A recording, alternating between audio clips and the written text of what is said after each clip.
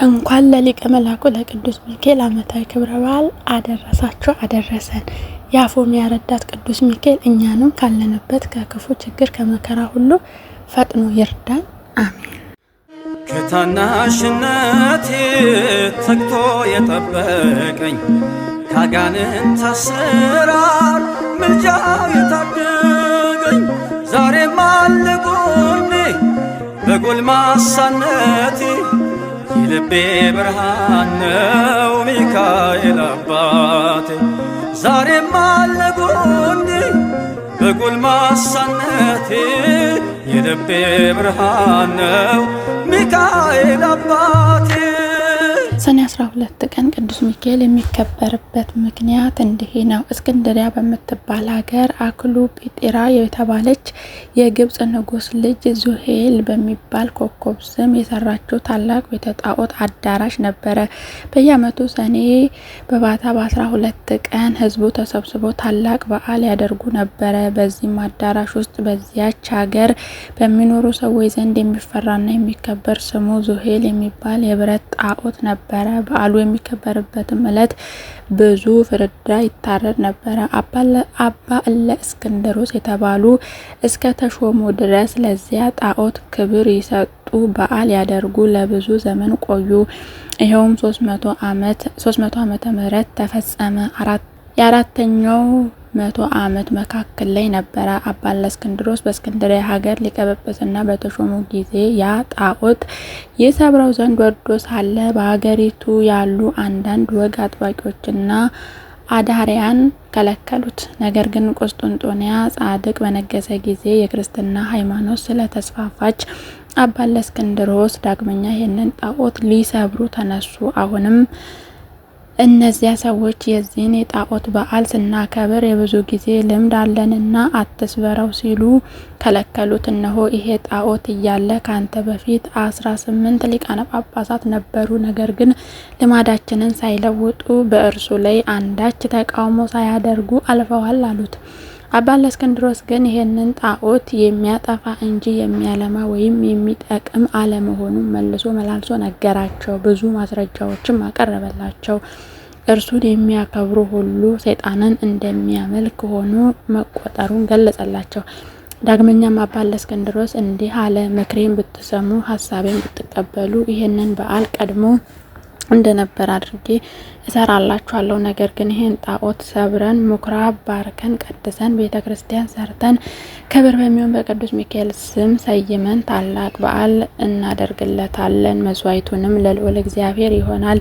የሚታረዱትን በጎች፣ ሰንጋዎች ለችግረኞችና ለጦም አዳሪዎችና ለአንከሶች መስጠት አለባቸው። ስለዚህ ምስጋና ይግባውና በጌታችን በኢየሱስ ክርስቶስ ዘንድ ክብር የሚሆን የቅዱስ ሚካኤል ክብር ይሰጣችኋል አላቸው። እነርሱም ይህን በጎ ምክር ደስ ስላላቸው ትእዛዙንም በመቀበል የመላእክት አለቃ በሚሆን በቅዱስ ሚካኤል ስም ቤተክርስቲያን ሰሩ። ይህችን ቤተክርስቲያን በእስክንድርያ ሀገር የታወቀችና ታላቅ ስመጥር ገዳም ሆነች።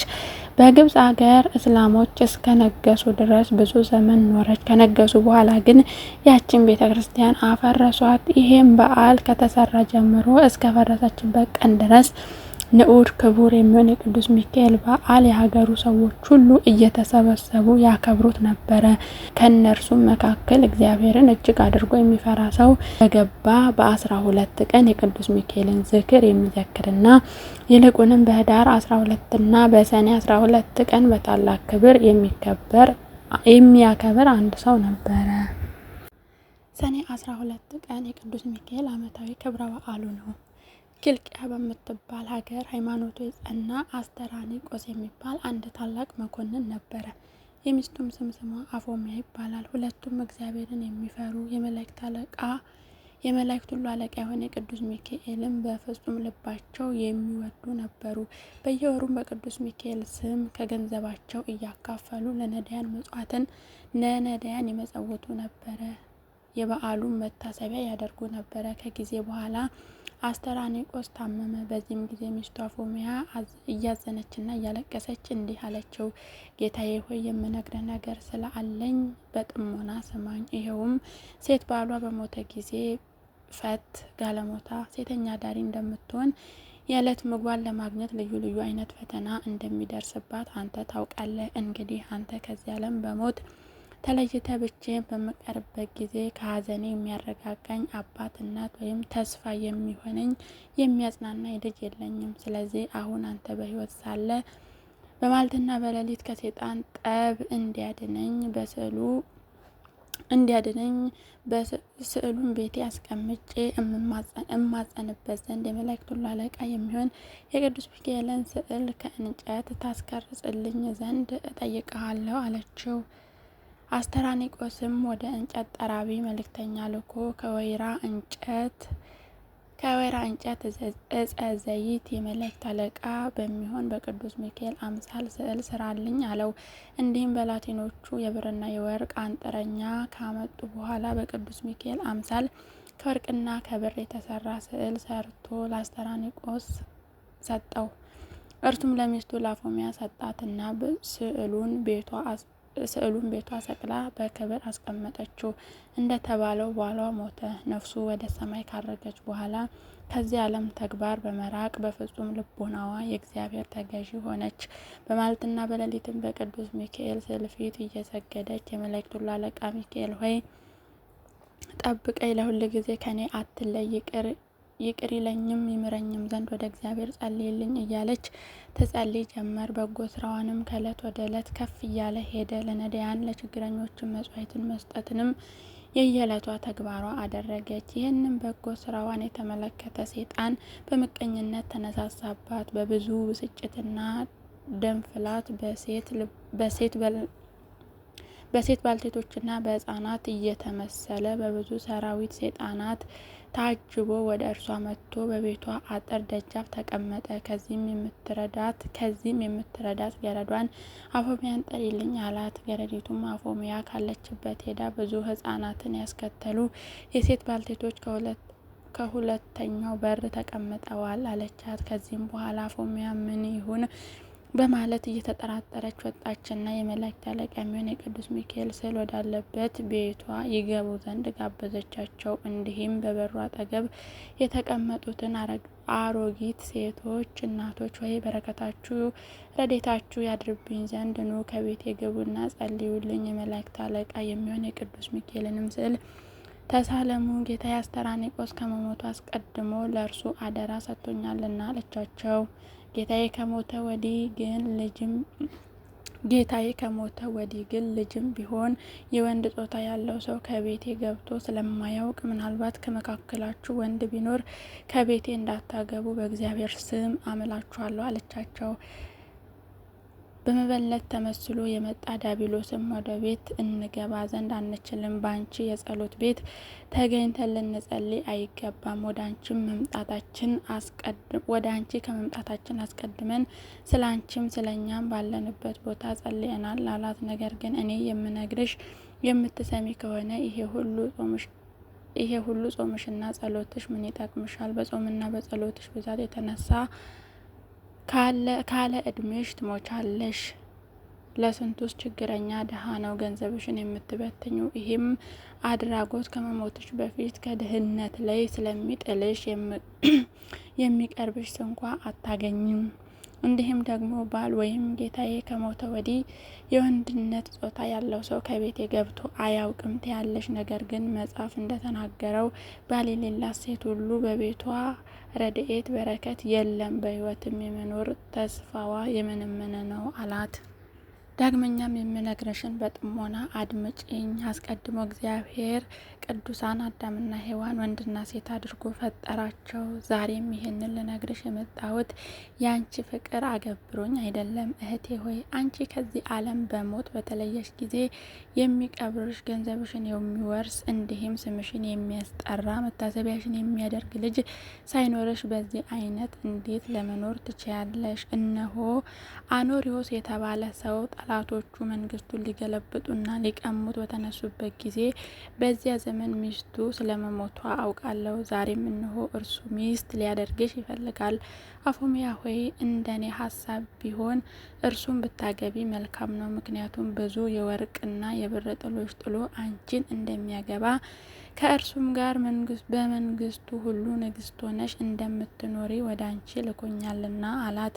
አፎሚያም ለዲያብሎስ እንዲህ ስትል መለሰችለት፣ አባቴ ሆይ የጫንከው ቆብ መልካም ነበር፣ ነገር ግን ንግግርህ መልካም አይደለም፣ እጅግ የከፋና የሚያስቆጣ ነው። አትጹሙ፣ አትጸልዩ፣ ለነዳያንና ለምስኪናን መጽዋዕት አትስጡ፣ አባት እናት ለሌላቸው ድሀ አደግ ልጆች ረዳታ አታድርጉ ብሎ የተናገረ የየትኛው የመጽሐፍ ክፍል ነው አለችው። ሁለተኛስ ባል አግቢ እያልክ የምትመክረኝ ሴት ባሏ ከሞተ በኋላ ሌላ ባል እንድታገባ ወንድም ሚስቱ ከሞተች በኋላ ሌላ ባል እንዲያገባ አንተ የሰራኸው ነው ወይንስ ከመጽሐፍ ያገኘኸው ነው? ከቶ በዚህ ሁሉ ነገር ልታስተኝ ትሞክራለህን? አለችው። እኛስ ነቢዩ ዮናስ ታላቂቱ ሀገር ነነዌ እስከ 3 ቀን ትጠፋለች ሲል እግዚአብሔር አዟል ብሎ እንዳስተማራቸው ሰምተናል። የነነዌ ንጉስም ይሄንን ሰምቶ ህዝቡ ንስሐ እንዲገቡ፣ ጾም እንዲጾሙ፣ ጸሎት እንዲያደርጉ፣ ምህላ እንዲይዙ ባዘዘ ጊዜ ህዝቡ እንደ ትእዛዙ ስለፈጸሙ እግዚአብሔር ህዝቡን ይቅር አለ። ነነዌም ከጥፋት ዳነች። ሐዋርያው ጳውሎስም በየጊዜው ንስሐ ግቡ፣ ጾሙ፣ ጸልዩ እያለ አስተምሮናል። እንዲህም ጌታችን አምላካችን ኢየሱስ ክርስቶስ አንድ ባለጸጋ መጥቶ መምህር ሆይ ምን ሰርቼ መንግስተ ሰማያት ልወርስ እችላለሁ ብሎ በጠየቀው ጊዜ ሄደህ ያለህን ሀብትን ሽጥና ለነዳያን ስጥ፣ ይህንንም ካደረግክ በኋላ መጥተህ ተከተለኝ እንዳለው በቅዱስ ወንጌል ተናግሯል።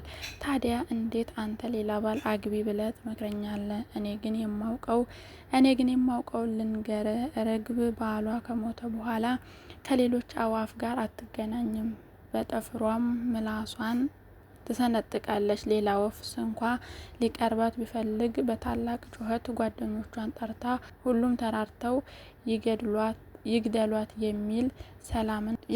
የሚል አለ። አንተ ስለምን 2 ባል አግቢ ትለኛለህ? ይሄ ስራ የአረማውያን እንጂ የክርስቲያኖች ሕግ አይደለም አለች። አንተ እርኩስ! ጠላቶቹ መንግስቱን ሊቀሙት ሀገሩን ለመውረር እርሱንም ሊገድሉት የተነሱበት አኖራዊውስ ይሄን አይነት እንደማይሰራ እኔ አስቀድሜ አውቃለሁ። አሁንም የመላእክት ሁሉ አለቃ የሚሆን የቅዱስ ሚካኤልን ስዕል ትሳለም ዘንድ ላምጣልህ ብላ ወደ ስዕሉ ቤት ፈጥና ገባችና የመላኩን ስዕል አሳየችው። ያም ሴጣን የቅዱስ ሚካኤልን ስዕል ባየ ጊዜ እንዳሞራ ክንፉን አጥፎ ከሰራዊቱ ጋር በረረ። ነገር ግን መለስ ብሎ አፎሚያ ሆይ አስትሽ ዘንድ መጥቼ ነበረ፣ አንቺ ግን ድል ነሳሽኝ፣ ከወጥመዴም አመለጥሽ። ቢሆንም በቤትሽ ውስጥ ባለው የወርቅና በብር የተለበጠ የቅዱስ ሚካኤል ስዕል አድኖ የእንጨት ስዕል አትመኪ። በዓሉ የሚከበርበት እስከ ሰኔ 12 ቀን ድረስ አንዳች ነገር በላይሽ ላይ የማመጣ መሆኑን እንድታውቂ ሲል አስፈራራት። በዚያ ጊዜ በእግዚአብሔር ዙፋን ፊት ለመስገድና እንዲህም ለሰው ልጆች ስለ ወንዞች ውሃ ይቅርታ ይለምን ዘንድ ስለሚሄድ ወደ አንቺ ሊመጣ አይችልም። በዚህን ጊዜ በቤትሽ ውስጥ ያለው ስዕል ከገጸ ምድር አጠፋዋለሁ፣ እስኪ ሚካኤል የሚያደርገኝን አያለሁ አላት። አፎሚያም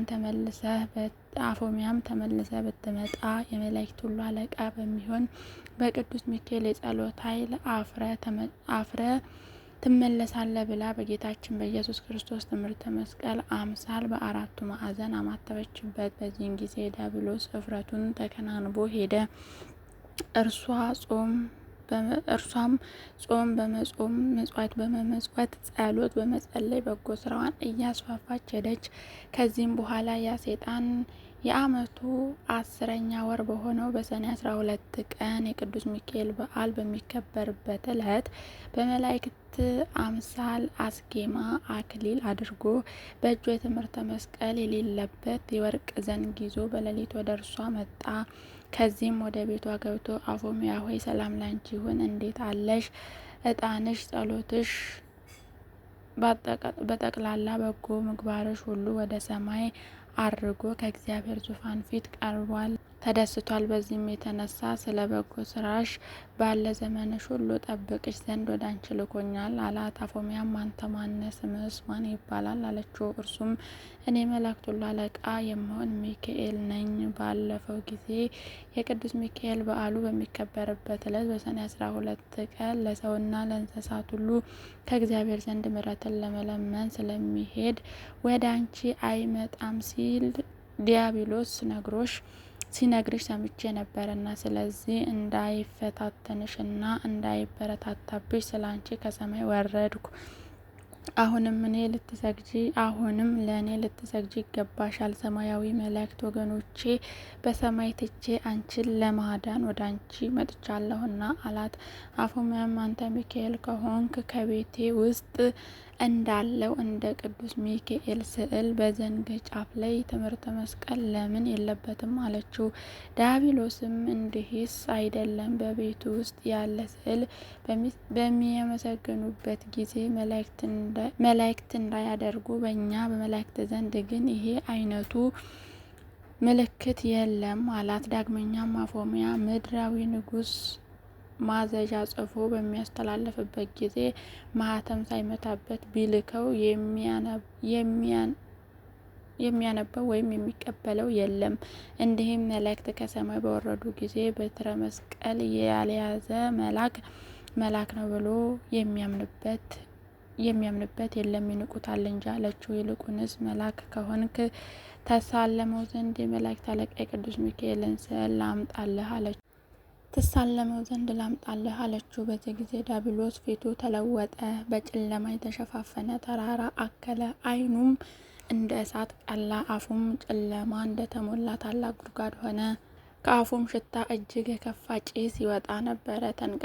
ተቅበጥብጦ ይገድላትም ዘንድ ዘሎ አነቃትና፣ አንቺ አፎሚያ እንዴት ይሄን ያህል ፈተና ታመጭብኛለሽ? ከእንግዲህስ ከአንቺ ጋር እሞታለሁ እንጂ አልተውሽም ማለት። በዚህ ጊዜ በታላቅ ቃል ወደ ቅዱስ ሚካኤል እንዲህ ስትል ጮኸች። አቤቱ የመላእክት ሁሉ አለቃ የምትሆን ቅዱስ ሚካኤል ሆይ ፈጥነ ድረስና ከእኔና ከአዳም ልጆች ሁሉ ጠላት አድነኝ አለችው። የመላእክት አለቃ ቅዱስ ሚካኤልም ያድናት ዘንድ ብርሃን ለብሶ ብርሃን ተጎናጽፎ ከሰማይ ወርዶ ብርሃኑ በቤቱ ሞላ።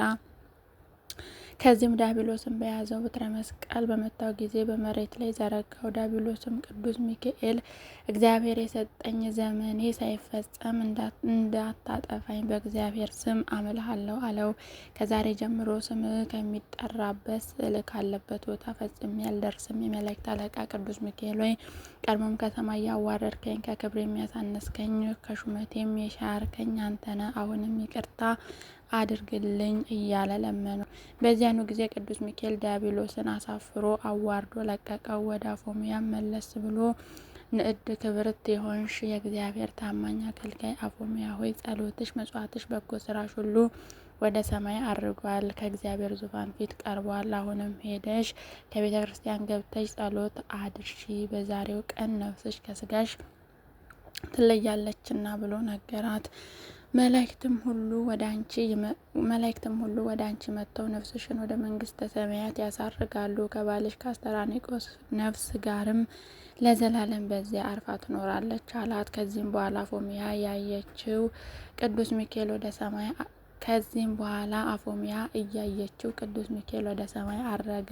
እርሷም ንጹሕ ልብሷን ለብሳ ወደ ቤተ ክርስቲያን ሄደችና የክርስቶስን ስጋና ደም ተቀበለች። ከዚህም ከጳጳሱ ዘንድ ቀረበችና አባቴ ሆይ በዛሬው ቀን ወደ ቤቴ መጥተ ቤቴን ባርክልኝ፣ ቀሳውስትንና ዲያቆናትን መዘምራንንም አስከትለህና ስለ እኔ ጸልዩልኝ አለች። በላቲኖቿንም ያለኝን ገንዘብ ሁሉ አቅርቡልኝና ለነዳያንና በመንገድ ያገኛችሁትንም ሁሉ ጠሩልኝ አለቻቸው። እንዳሰበችው ጳጳሱና ቀሳውስቱ፣ ዲያቆናትም ሌሎች የቤተ ክርስቲያን አገልጋዮቹም ሁሉ መጥተው በቤቷ ከተሰበሰቡ በኋላ ያላትን ገንዘብ በጳጳሱ እጅ ለነዳያን መጽውታ በሰላም ወደ ቤታቸው ይገቡ ዘንድ አሰናበተቻቸው። ጳጳሱና ካህናቱን ወደ አዳራሹ አስገብታቸው ጳጳሱን በወርቅ ወንበር አስቀመጠችው። ካህናቱንም በጳጳሱ ግራና ቀኝ በብር ወንበር ላይ አስቀመጠቻቸው። ለጳጳሱም ስለ ክብሩ ከእግሩ በታች የአበባ ምንጣፍ አስነጥፋለት ነበረ። ከዚህም በኋላ በመካከላቸው ቆመችና እጇን ወደ ሰማይ በመዘርጋት መምህራን እንዳስተማሯት በሀገሯ ቋንቋ ወደ እግዚአብሔር ትጸልይ ጀመር። ጳጳሱንም አባቴ ሆይ የንስሐ ጸሎት ስጠኝ ብላ ልብሷን በመሬት ላይ አነጠፈችና ተንበረከከች። ከዚህም ጳጳሱ ገንዘቤ ሁሉ በአንተ አማካኝነት ለእኔና ለባሌ ለአስተራኒቆስ ለስማችን መታሰቢያ ይሆን ዘንድ ለነዳያን መጽውትልን አለችው። በዚህ ጊዜ እንግዲህ የሚካኤልን ስዕል አምጣልኝ አለችኝ። ካመጣሁላት በኋላ ተሳለመችና በፊቷ ላይ እንዳስቀመጠችው ያ ስዕል ከፊቷ ላይ ተነስቶ እንዳሞራ በሮ የመላእክት ሁሉ አለቃ በሚሆን በቅዱስ ሚካኤል ቤተ ክርስቲያን ገብቶ በቤተ መቅደሱ መካከል ያለ መስቀያ ተሰቀለ። ትበል ከመሃሎ አሐዱ ብእሲት ክርስቲያናዊ ዘይፈርሆ ለእግዚአብሔር ወይታመን በጸሎቱ ለቅዱስ ሚካኤል ሊቀ መላእክት ውስጠ ደሴት ቆጵሮስ። ከዚህ በኋላ ይሄ ስዕል ለምልሞ መልካም ፍሬ አፍርቶ ስለተገኘ በዚያ ሀገር ታላቅ ደስታ ሆነ። በሀገሩም ያሉ ደዌያን፣ ሕሙማን፣ ርኩሳን፣ አጋንንት ያደረባቸው ቅጠሉን ቆርጠው በውሃ በታጠቡበት ጊዜ ከደዌያቸው ይፈውሳቸው ነበረ። ይሄም እስካሁን ድረስ ይደረጋል። በዚህም ሀገር የመላእክት አለቃ ስለሚሆን በቅዱስ ሚካኤል ስም ብዙ ታላላቅ ታምራት ተደርገዋል። እንዲህም የመላእክት አለቃ የሚሆን የቅዱስ ሚካኤል በረከት ንዑድ ክብርት የምትሆን የአፎሚያ ጸሎት ከሁላችን ጋር ለዘላለሙ ይኑር አሜን። ከአጽናፍ እስከ አጽናፍ የሚበር ንስረ አርያም የሚባል ዜማው ውዳሴው እንደ ማር የጣፈጠ ንዑድ ክቡር የሚሆን የቅዱስ ሚካኤል ያደረገው ተአምር ይሄ ነው። እኛን ወዳጆቹን የጸሎቱ ኃይል ከሲኦል ርግርግ ያውጣን። በዚህም በሚመጣውም ዓለም ከክፉ ነገር ሁሉ ይጠብቀን። እርጉም ከሚሆን ከተኩላ አፍ ያድነን። ተንኮለኛ ከሚሆን ከሰይጣን ወጥመድ ይሰውራል ለዘላለሙ አሚን። ቆጵሮስ በምትባል ደሴት እግዚአብሔርን የሚፈራ የመላእክት አለቃ በሚሆን በቅዱስ ሚካኤል ጸሎት የሚተማመን አንድ ክርስቲያን ሰው ነበረ። ከዕለታት አንድ ቀን ክቡር በሚሆን በቅዱስ ሚካኤል ስም ቤተ ክርስቲያን ማሰራት ይገባኛል ሲል በልቡ አሰበና ፈጽሞ የምታምር ቤተ ክርስቲያን ሰራ። ሰርቶም ከጨረሰ በኋላ በልዩ ልዩ ጌጥ አስጌጣት። ከዚህም በኋላ በቅዱስ ሚካኤል ስም የሰራትን ቤተ ክርስቲያን ይባርኩለትና ያከብሩለት ዘንድ ወደ ኤጲስቆጶሱ ካህናቱ መልእክት ላከ። ለቤተ ክርስቲያኑ ማስመረቂያ ብዙ ድግስ ደግሶ ታላቅ በዓል አደረገ።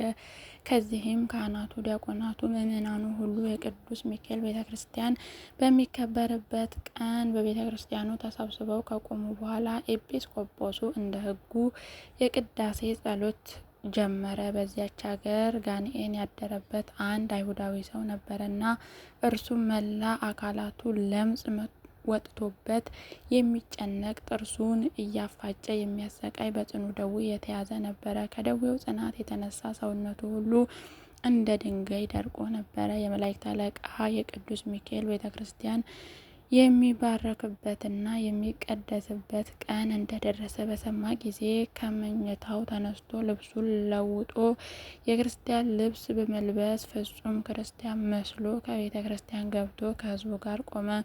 ኤጲስቆጶሱም ቅዳሴ ቤተ ክርስቲያንን በፈጸመ ጊዜ የተቀደሰበትን ቅዱስ ጠበል በቤተ ክርስቲያኑ ዙሪያና ግድግዳ ሁሉ ሲረጭ ያ አይሁዳዊ በቆራጥ ልብ እና በጽኑ ሃይማኖት ቅዳሴ ጠበሉን ተቀብሎ ራሱን ረጨ፣ ሰውነቱንም ሁሉ ታጠበበት። የመላእክት አለቃ ከሚሆን ከቅዱስ ሚካኤል ፊት ከሚበራ የቀንዲል ዘይትም ወስዶ እንዲህ እያለ ተቀባው። አቤቱ ጌታዬ ቅዱስ ሚካኤል ሆይ ከዚህ ከጽኑ ደዌ ፈጥነ ፈውሰኝ፣ ከዚህም ከክፉ የለምጽ በሽታም አድነኝ። ከዚህ ሁሉ በሽታ ብታድነኝ ለቤተ ክርስቲያን ምን ያልተቀላቀለበትን ንጹሕ የሆነ 20 ወቂት ወርቅ አመጣለሁ አለ። በጌታችን በኢየሱስ ክርስቶስ ስም ተጠምቄ ፍጹም ክርስቲያን እሆናለሁ። የወልደ እግዚአብሔር ሰው መሆንንም አምናለሁ። ስለ አዳምና ሔዋን ስለ ልጆቹም ሲል ከዳዊት ወገን ከተወለደች ከእመቤታችን ከስጋዋ ስጋ ከነፍሷ ነፍስ ነስቶ መወለዱን በትክክል ተቀብዬ አምናለሁ። ባለ ህይወቴ ዘመኔ ሁሉ ለቤተ ክርስቲያን ሳገለግል እኖራለሁ አለ። ይህንንም ከተናገረ በኋላ እንቅልፍ አለውና በዚያች ሌሊት በዚያው በቅዱስ ሚካኤል ቤተ ክርስቲያን ውስጥ ተኝቶ አደረ። ከእንቅልፉም በነቃ ጊዜ ሰውነቱ ሁሉ በሙሉ ጤንነት ላይ ሆኖ ከለምጹ ተፈውሶ ከበሽታውም ድኖ አገኘው። ከዚህም በኋላ በታላቅ ደስታ እግዚአብሔርንና ቅዱስ ሚካኤልን ያመሰገነ ወደ ቤቱ ገባ። ያም አስቀድሞ ሲያስጨንቀው የነበረ ጋኔን ከሱ ተለይቶ ወጣ። በሰውነቱ ላይ ይታይ የነበረ ለምጽም ጠፋ። ፈጽሞ ከሰውነቱ ላይ አንዳችም የበሽታ አይነት የቀረ ስላልነበረ ፈጽሞ ጤነኛ ሆነ። ያም አይሁዳዊ ከጽኑ ደዌ ፈጽሞ በዳነ ጊዜ ለቅዱስ ሚካኤል ቤተ ክርስቲያን እሰጣለሁ ብሎ ቃል የገባበትን 20 ወቄት ንጹሕ ወርቅ ሰጠ። በዚያኑ ጊዜ ፈጥኖ ወደ ኤጲስቆጶሱ ዘንድ ሄደና ቅዱስ ሚካኤል ያደረገለትን ተአምር ሁሉ ነገረው። ከለምጹ እንዳዳነውና ካደረበት ጋኔን እንዴት እንዳላቀቀው አስረዳው። ከዚህም ኤጲስቆጶሱ አቤቱ ሆይ ከዛሬ ጀምሮ ክርስቲያን ሆን ዘንድ እፈቅዳለሁ ሲል አጥምቀኝ፣ ከቅዱሳን ማህበር አንድ አድርገ ደምረኝ እያለ ለመነው። ኤጲስቆጶስም እሺ ብሎ ከቤተሰቡና ከዘመዶቹ ጋር አጠመቀውና ክርስቲያን አደረገው። ከዚህም በኋላ ያ አይሁዳዊ ሰው በጸናች ሃይማኖት ጸንቶ በበጎ ስራ ተጠምዶ የቅዱስ ሚካኤልን ቤተ ክርስቲያን ለማገልገል ወሰነ። እንዲህም በጨለማ ለነበሩ ሰዎች ብርሃን ወጣላቸው፣ በድንቁርናና በቀቢጸ ተስፋ ለነበሩ ሰዎች እውቀት ተገለጸላቸው፣ በክህደት በኃጢአት ለነበሩ ንስሐ ተሰራላቸው፣ ሃይማኖት ተሰጣቸው ተብሎ በነቢያት እንደተነገረ ቅዱስ ሚካኤል ቀድሞ ከነበሩት ጨለማ ወደ ብርሃን እንዴት እንደመለሰውና ያደረገለትን ታምር ሁሉ ለሕዝቡ ሲናገር ኖረ።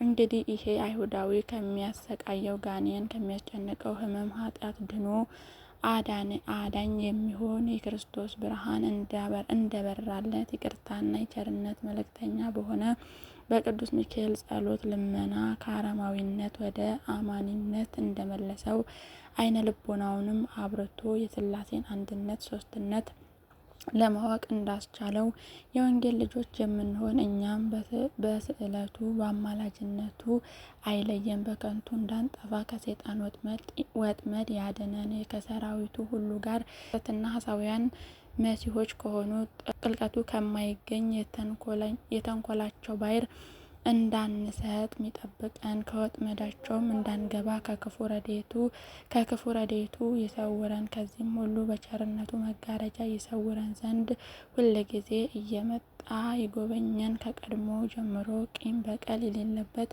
የምሕረት አማላጅ ነውና ኃይለ ጸሎቱ አማላጅነቱ ከኛ ከሕዝበ ክርስቲያን ሁሉ ጋር ይሁን። ከክፉ ነገር ሁሉ ይጠብቀን እስከ ዘላለሙ ድረስ አሜን።